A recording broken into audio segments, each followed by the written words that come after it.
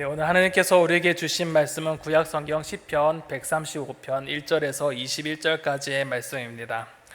구약성경 901면에 기록되어져 있는 시편 135편 1절에서 21절까지의 말씀을 이 시간 저와 여러분들이 한 절씩 교독하도록 하겠습니다. 제가 한 절, 여러분이 한 절, 이렇게 135편 1절에서 21절까지의 말씀을 한 절씩 교독하도록 하겠습니다. 할렐루야. 여호와의 이름을 찬송하라. 여호와의 종들아 찬송하라.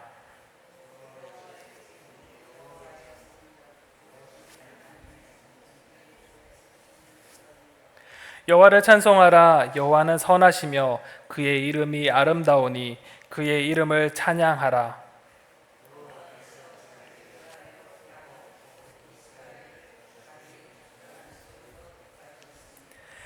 내가 알거니와 여호와께서는 위대하시며 우리 주는 모든 신들보다 위대하시도다.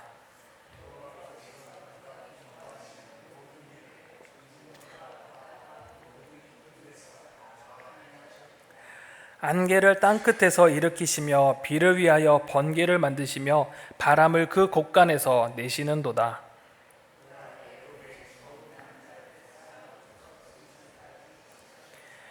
애굽이여, 여호와께서 내게 행한 표적들과 징조들을 바로와 그의 모든 신하들에게 보내셨도다. 그가 많은 나라를 찾으시고 강한 왕들을 죽이셨노라. 곧 아모리인의 왕 시온과 바산 왕 옥과 가나안의 모든 국왕이로다.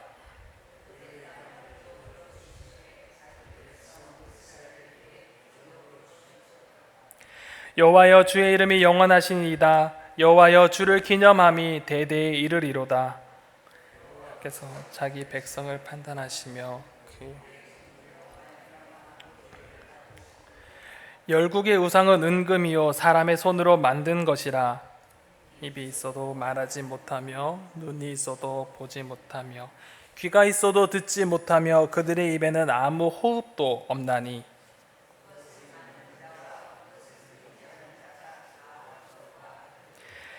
이스라엘의 족속아 여호와를 송축하라. 아론의 족속아 여호와를 송축하라.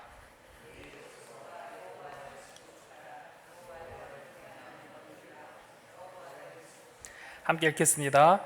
예루살렘에 계시는 여호와는 시온에서 찬송을 받으실지어다. 할렐루야. 아멘.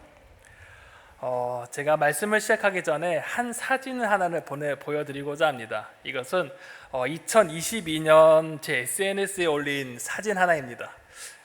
이게 어떤 거냐면요, 여러분 저 타이틀을 보시면 하나의 노트가 보이는데 생활일기라고 적혀 있는 것을 보여주실 것입니다. 이것은 제가 초등학교 1학년 때 네, 1학년 5반 17번인가 27번인가 적혀져 있는데 제 이름이 적혀져 있는 제 생활일기 1학년 때 기록입니다.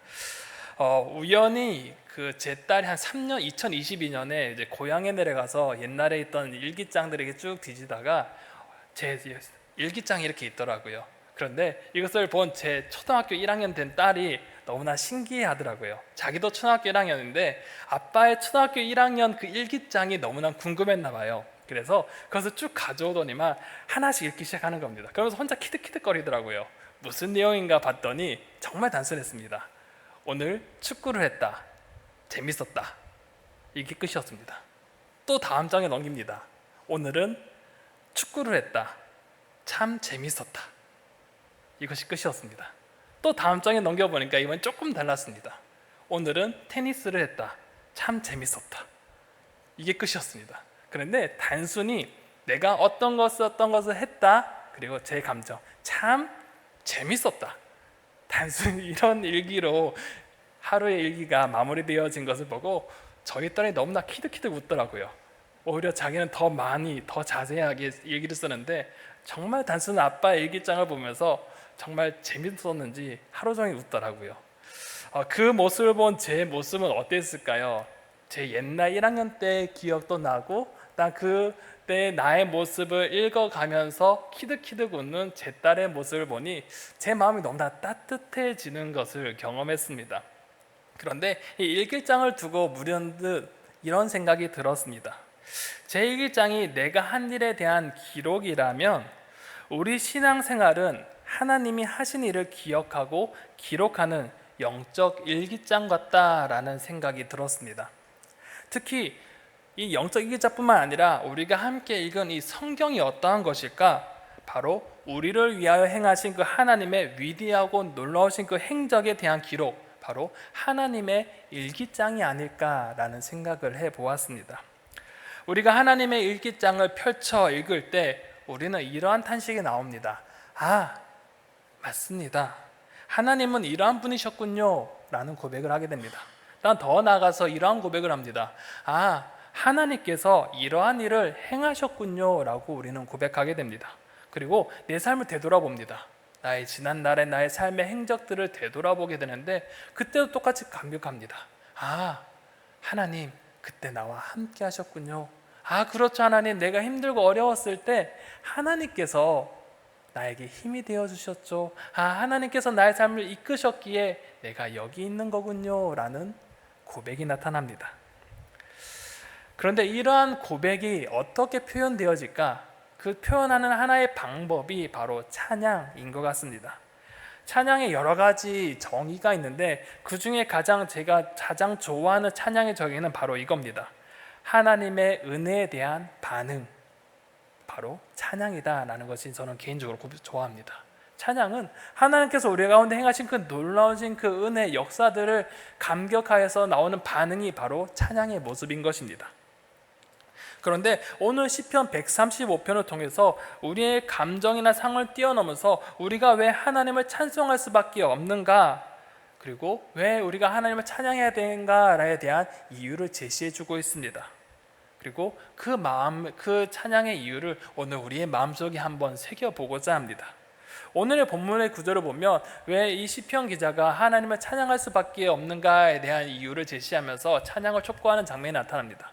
크게 세 가지의 단락으로 구분할 수 있는데요. 첫 번째 1절에서 4절의 말씀은 찬양으로 초대합니다. 이스라엘 백성들아, 여호와의 종들아, 여호와의 성전에 있는 자들아, 하나님을 찬송하라 하면서 찬양의 제를 초대합니다. 그러면서 하나님을 왜 찬양해야 되는가? 두 번째 단락에서는 그 찬양의 세 가지 이유를 제시하고 있습니다. 그리고 마지막 세 번째 단락에서는 그러니까 하나님을 찬양해야 될 수밖에 없지 않겠느냐, 그러면서 다 함께 찬양을 촉구하는 장면으로 오늘 시편을 마무리하고 있습니다.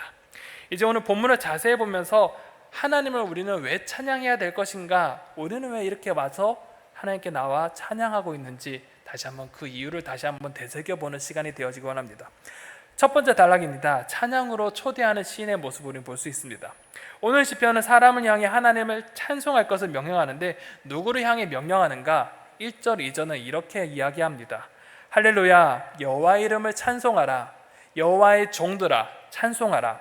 여호와의 집, 여호와의 성전, 곧 우리 하나님의 성전들에 서 있는 너희여 라고 제시합니다. 여기서 누가 하나님을 찬양하라고 촉구하고 있죠? 1절에 보면 여호와의 종들아 라고 이야기하고 2절에 보면 여호와의 집, 우리 여호와의 성전, 곧 하나님의 성전들에 서 있는 너희여 라고 부르고 있습니다. 이는 하나님을 예배하기 위해 모인 사람들을 향해 하나님을 찬송하십시오 라고 선포하는 것입니다. 그런데 이 표현은 단순히 예배를 드리러 나온 공동체를 넘어서 온 하나님의 백성을 향한 격려이기도 합니다. 그렇다면 하나님을 찬양해야 될까? 왜 찬양해야 될까? 거기에 대한 간단하게 두 가지 이유를 듭니다. 그 첫 번째는 먼저 하나님의 선하심과 아름다움 때문에 찬양해야 된다고 제시합니다. 3절에 보면 여호와를 찬송하라. 여호와는 선하시며 그의 이름이 아름다우시니 그의 이름을 찬양하라 라고 이야기합니다. 여기서 눈에 띄는 단어 두 가지가 있습니다. 선하다, 그리고 이름이 아름답다라는 단어가 있습니다. 선하다는 것은 무엇일까요? 선하다는 것은 하나님의 그 절대적인 인자하심, 그 완벽한 성품에 대한 것을 이야기하는 것입니다. 또한 이 아름답다, 그 이름이 아름답다라고 하는데 이 아름답다의 원어적인 그 뜻을 찾아보면 기쁨, 즐거움이라는 뜻이 내포되어져 있습니다. 즉 그의 이름이 아름다움을 찬양하라는 것은 바로 우리에게 기쁨과 즐거움의 근원이 되시기 때문에 찬양해야 된다라고 이야기하는 것입니다. 그런데 너무나 이 단어만을 봤을 때 하나님을 왜 찬양해야 되는지 솔직히 감이 잘 오지 않습니다. 그래서 너무나 좋은 번역이 있더라고요. 이 새 번역에 보면 새 한글 성경에 보면 이렇게 번역하고 있습니다. 하나님의 선하시고 아름다우신 이렇게 표현합니다. 여호와는 좋으시니까요. 그의 이름은 멋지니까요. 이것이 찬양의 이유인 것입니다. 자, 여러분, 하나님은 좋으시니까요. 하나님의 이름은 너무나 멋지니까요. 솔직히 이 표현만으로 하나님을 찬양하는 이유, 다른 설명이 필요 없지 않습니까? 우리가 예를 들어서 어떤 내 사랑하는 사람이 있다고 생각해 봅시다. 예를 들어서 제가 제 와이프를 바라볼 때 생각해 보겠습니다. 연애할 때 그 존재만으로 너무나 아름답지 않습니까? 너무나 그 존재만으로 아름다운 사람입니다. 그럴 때 다른 말 어떤 형용사도 필요 없습니다. 그죠? 좋습니다. 멋져요. 그걸로 끝나는 것이 아닙니까? 그것처럼 하나님을 찬양할 이유 단순합니다. 하나님이 너무나 좋으신 분이시기에, 하나님은 그저 멋지신 분이기에 우린 당연히 찬양할 수밖에 없다라는 것입니다. 그런데 이것뿐만 아니라 하나님에 대한 존재를 찬양해야 되는 이유뿐만 아니라 하나님을 또 찬양해야 될 이유 두 번째를 이야기합니다. 그것이 4절에 나와 있는데요. 4절을 한번 읽어보겠습니다. 함께 읽어보겠습니다. 시작. 여호와께서 자기를 위하여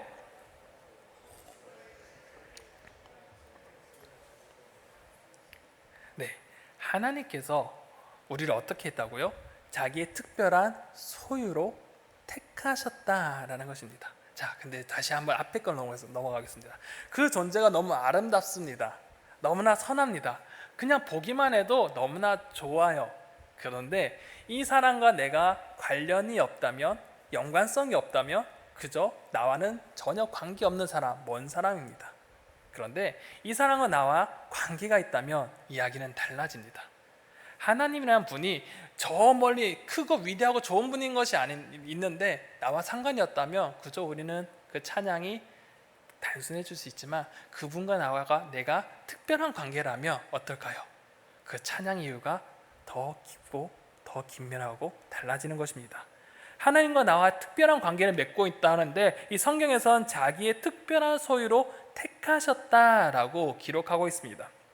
이것이 바로 두 번째 이유입니다. 하나님께서 자기의 특별한 소유로 삼으셨기 때문에 우리가 찬양할 수밖에 없다는 것입니다. 여기서 눈여겨볼 단어가 있습니다. 우리가 1절부터 4절까지 하나님에 대한 그 신명, 하나님의 이름에 대해서 우리는 계속 한 단어만을 계속적으로 이야기했습니다. 1절부터 4절까지 하나님을 어떻게 부르고 있나요? 보면 여호와라는 단어가 여러분 눈에 띄실 겁니다. 여호와를 찬양하라, 여호와를 송축하라 하면서 여호와라는 단어만이 계속 반복되고 있습니다. 왜 여호와라는 단어가 중요한 것이냐? 이것이 이스라엘 백성과 우리와 연관되어 있는 단어이기 때문입니다. 이 여호와라는 뜻이 무엇인가? 나는 스스로 있는 자이다, 나는 나다 라는 뜻을 가지고 있습니다. 여러분, 스스로 있는 자, 나는 나다, 여러분 어디서 많이 들어본 것 같지 않습니까? 출애굽에 누구에게 나타나셨을 때 하나님께서 이렇게 표현하셨죠? 모세에게 나타나실 때 나는 나야, 나는 스스로 있는 자야 라고 그의 이름을 밝히셨죠. 그런데 이것은 단순히 스스로 있는 자, 나는 나다 라는 표현으로 끝나는 표현이 아닙니다. 이 여호와는 단어는 매우 중요한 뜻이 담겨져 있는데 바로 이분이 나와 연관이 되어 있는 사람이라는 것입니다. 그 연관이 무엇이냐? 바로 여호와는 하나님께서 이스라엘 백성과 언약을 맺으시고 그 언약을 신실함과 인자심으로 성취하시는 분, 이때 사용하는 그 신명, 하나님의 이름이 바로 여호와라는 것입니다. 여기서 가장 중요한 게 있습니다. 언약입니다. 언약은 어떤 사람과 어떤 사람이 약속을 하는 것이죠. 그리고 이것을 지켜나가는 것입니다. 하나님께서 이스라엘 백성과 하나님이 언약을 맺으셨고 하나님이 그 언약을 성실하고 인자하게 성취해 나가시는 분이라는 뜻입니다. 그러니 이 하나님과 이스라엘의 관계는 어떤 관계죠? 매우 특별한 관계입니다. 저 멀리 뵈는 나와 상관없는 분이 아니라 나와 너무나 밀접한 사람이라는 것, 하나님이라는 것입니다. 그런데 여기 또한 단어의 뜻을 하나 우리는 봐야 됩니다. 여기서 특별한 소유라는 단어가 있습니다. 이것을 히브리어로 보면 세굴라라고 적혀져 있는데 이것이 뜻이 무엇이냐? 보물입니다. 특별한 소유. 왜 하나님께서 이 보물이라는 단어를 가지고 설명하셨을까?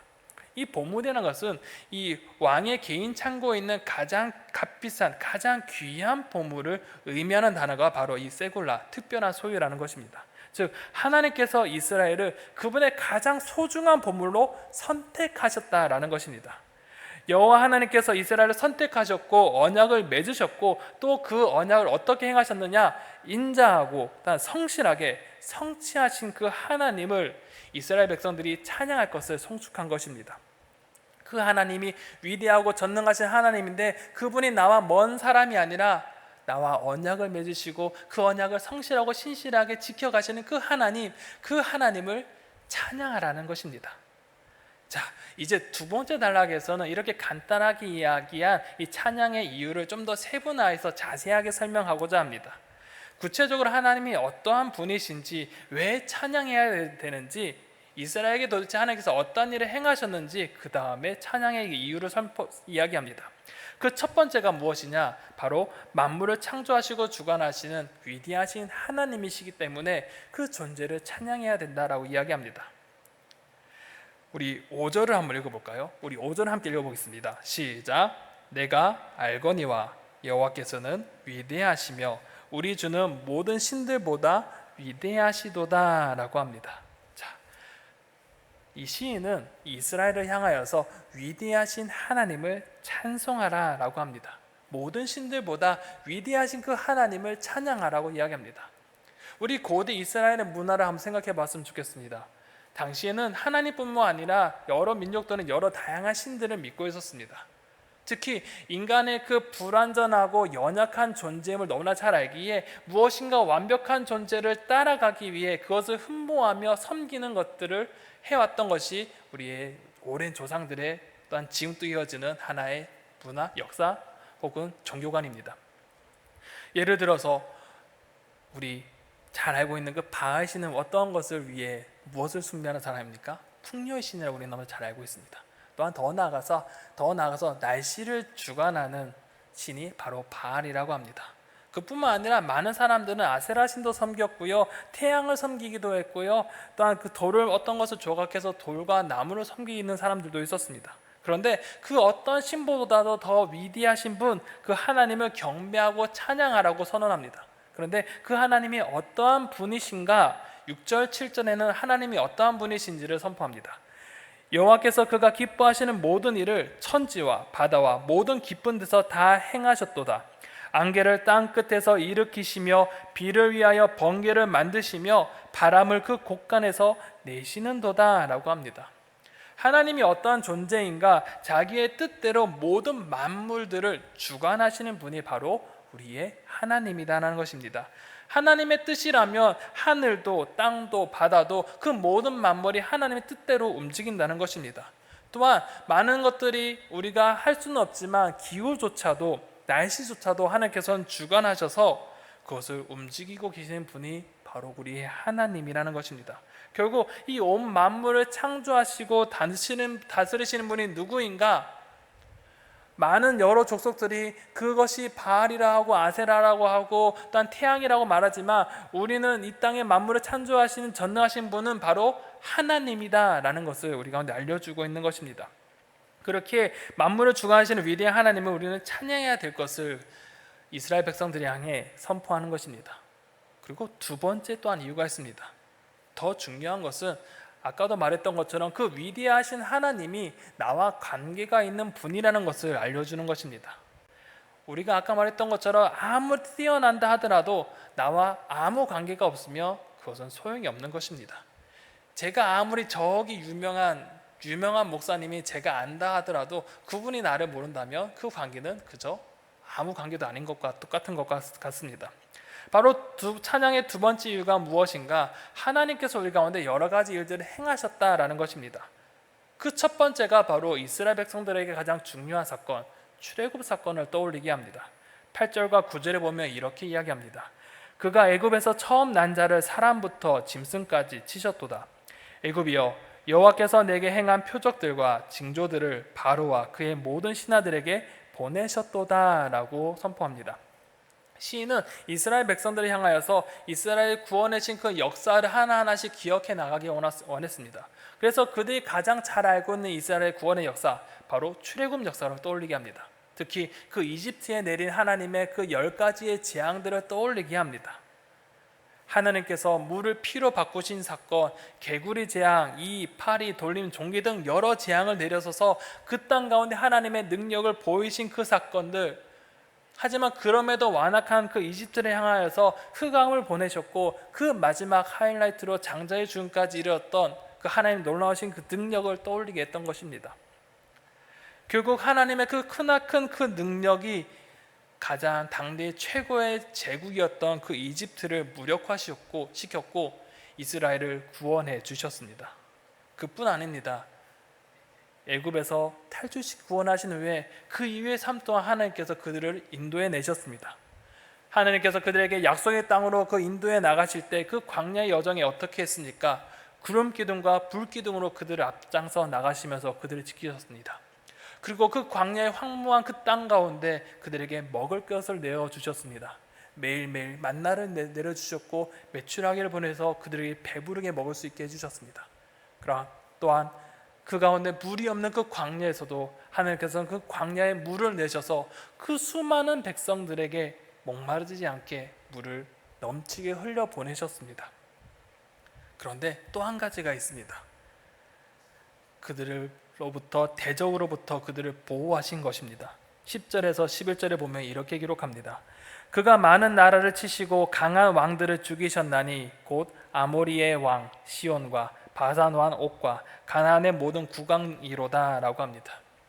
이스라엘에게 당시의 모습은 어떠한 군사 체계도 없었고 무기도 변변치 않았습니다. 출애굽한 그 여정 가운데 있었기 때문에 그들 가운데 어떠한 조직이 결성된 것은 만무하고 그들에게 변변치 않은 무기도 있는 것이 전혀 무기도 없는 상태였습니다. 그런데 어떻게 조직화된 훈련된 그 군사들의 그 공격을 방어해내고 이겨낼 수 있었을까? 바로 하나님께서 그들 가운데 함께 하셨기 때문에 가능한 것입니다. 가진 것 하나 없고 갖추어진 것 하나도 없지만 그들 가운데 누가 함께 했느냐? 바로 하나님께서 함께 하셨기 때문에 하나님 앞에 바산한 옥이라 할지라도 가나안의 왕들의 연합이라 할지라도 하나님 앞에는 아무것도 아닌 거였습니다. 그렇기에 이스라엘은 아무것도 없었고 그들에게 갖춰진 것 하나도 없었지만 단 하나, 하나님께서 계셨기에 그들은 승리할 수 있었던 것입니다. 그리고 하나님은 그 약속의 땅, 그 언약의 땅, 이 가나안 땅에 이르게 하셨습니다. 12절 같이 그들에게 가나안 땅을 기업으로 주셨고 그 땅이 이스라엘의 대대로 살아갈 수 있는 터전을 그들에게 허락해 주신 것입니다. 그렇기에 이 시를 듣고 있는 이스라엘 백성이 발듣고 있는 이 자리, 이 예루살렘 성전, 이것은 바로 하나님의 구원의 역사를 증명해낸 그 삶의 터전이가 이자 현장이라는 것입니다. 결국 그들이 서 있는 이곳 자체, 이 서 있는 것만으로도 하나님께서 옛날에 우리 가운데 일을 행하셨고 지금 또 우리 가운데 이 가나안 땅을 기업으로 주셨던 그것의 약속에 이루어졌음을 우리 가운데 보여지는 그 현장 속에 있는 것, 그것 자체만으로도 하나님의 은혜를 경험할 수 있는 것입니다. 그리고 하나님께서 그 언약을 신실히 이어가셨다는 것을 증명해내는 것입니다. 그렇기에 이스라엘을 구원하신 그 하나님의 은혜는 단회로 끝나지 않았음을 그들은 기억할 수 있었습니다. 왜냐하면 내가 서 있는 그 자리가 바로 하나님의 그 언약이 이루어진 것에 대한 결정체이기 때문입니다. 그렇기에 과거에 이스라엘과 함께 하셨던 그 하나님이 지금 이스라엘의 그 인생들 또한 주관하고 계시다고 그들은 알 수 있는 것입니다. 그렇게 바로 세 번째 찬양의 이유, 바로 오늘 또 우리 인생을 주관하시는 하나님이시기에 우리는 찬양할 수밖에 없다라고 고백하는 것입니다. 13절은 이렇게 기록합니다. 여호와여 주의 이름이 영원하시니이다. 여호와여 주를 기념함이 대대에 이르리로다 라고 찬양합니다.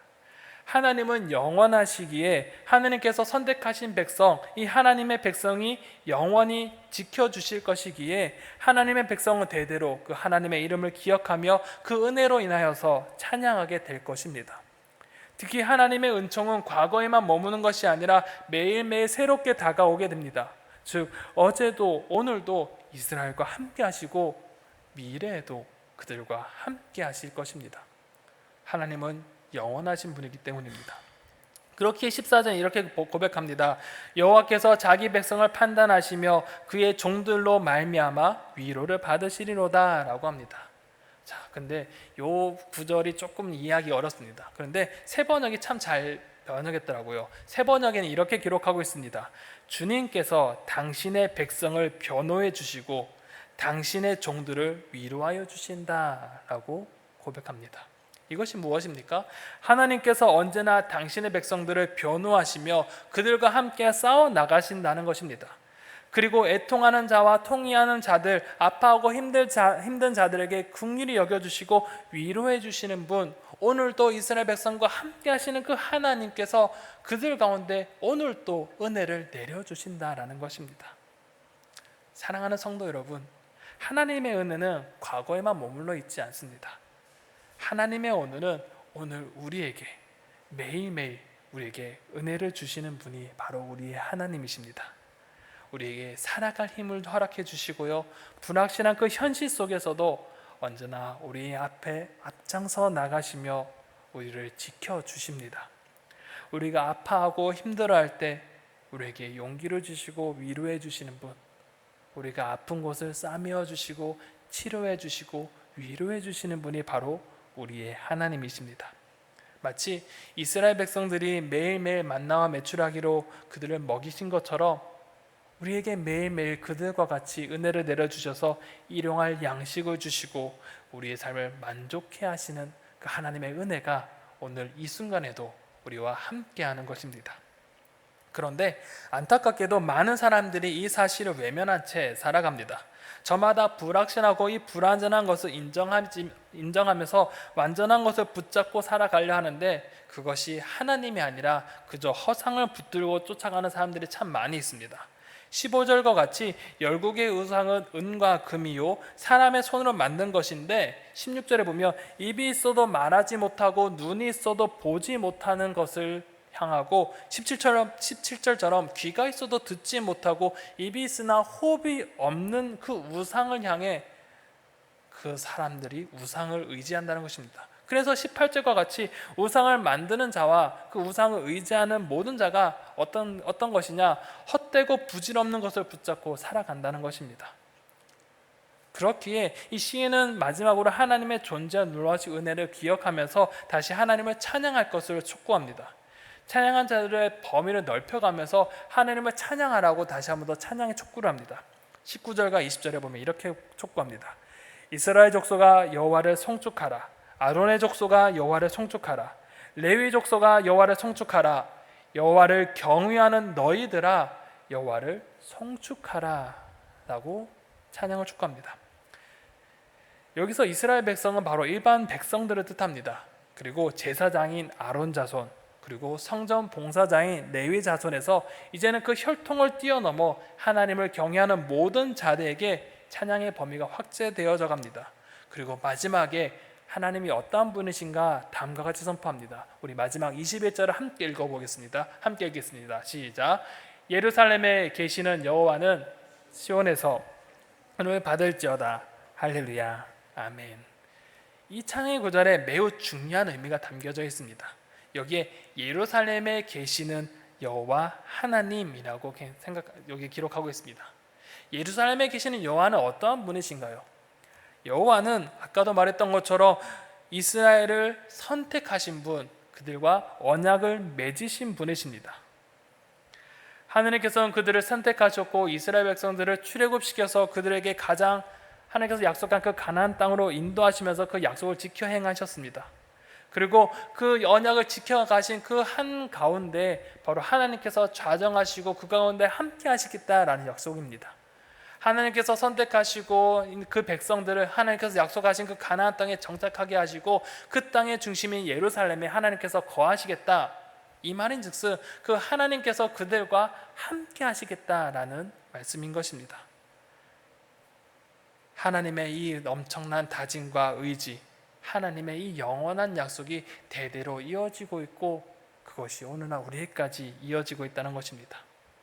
이것은 단순히 이스라엘 향한 찬양을 넘어서 이제는 우리의 찬양의 이유가 되어질 것 같습니다. 하나님께서 이스라엘을 구원하셨고 그들과 언약한 것을 지켜 행하심으로 그들의 인생 가운데 함께 하신다는 이 은총의 사건은 바로 오늘을 살아가는 우리에게도 흘러와서 우리의 삶 가운데도 여전히 함께 하고 있다라는 사실입니다. 사랑하는 성도 여러분, 우리는 어떠한 존재였습니까? 우리의 존재를 생각해 보면 우리는 답이 나옵니다. 우리는 그저 허무한 인생을 살아가는 그런 존재임에도 불구하고 하나님께서는 그 인생을 돌보시고 구원의 은혜를 허락해 주셨습니다. 죄의 속박, 죽음의 그 억압에서 벗어나서 영원한 생명을 허락받았습니다. 그런데 더 놀라운 사실은 하나님께서는 그 은총으로 끝나지 아니하고 지금 여기 이 순간까지도 우리와 함께 하신다는 사실입니다.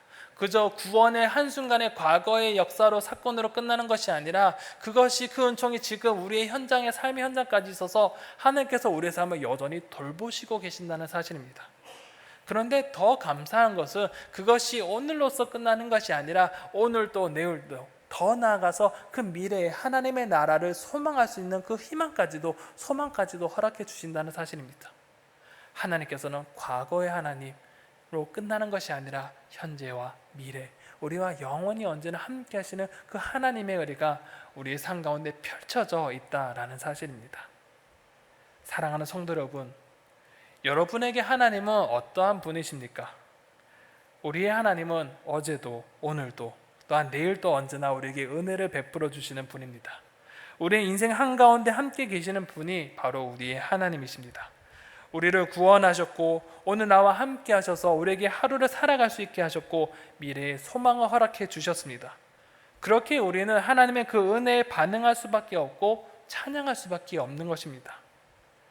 그렇기에 여러분 인생의 그 영적 일기장을 한번 펼쳐보시기 바랍니다. 우리의 삶에 하나님께서 내게 주신 그 은혜를 한번 기억해 보시기 바랍니다. 오늘 내게 주셨던 그 하나님의 은혜, 과거의 나의 절망의 그 시기 가운데 하나님께서 나와 함께 하셨던 그 은혜의 사건들, 그리고 그 은혜에 우리가 기억하면서 그 은혜에 반응하시기 바랍니다. 그러할 때 우리의 삶 가운데 이런 고백이 터져 나올 것입니다. 하나님, 그때 정말 그러셨군요. 그때도 내가 힘들 때도 나와 함께 해주셨군요. 하나님 감사합니다. 우리의 영적 일기장을 되돌아보면 이러한 고백이 나오지 않겠습니까? 이 작은 기억과 감사의 고백이 쌓이고 쌓일 때 우리의 삶은 그 어떤 화려한 악기보다 더 아름다운 찬양이 되어 하나님께 올려질 것입니다. 그 은혜를 기억함으로 날마다 주님을 찬양하며 그 찬양의 능력으로 세상을 이기는 저와 여러분들이 되시기를 간절히 소망하며 축원합니다. 이 시간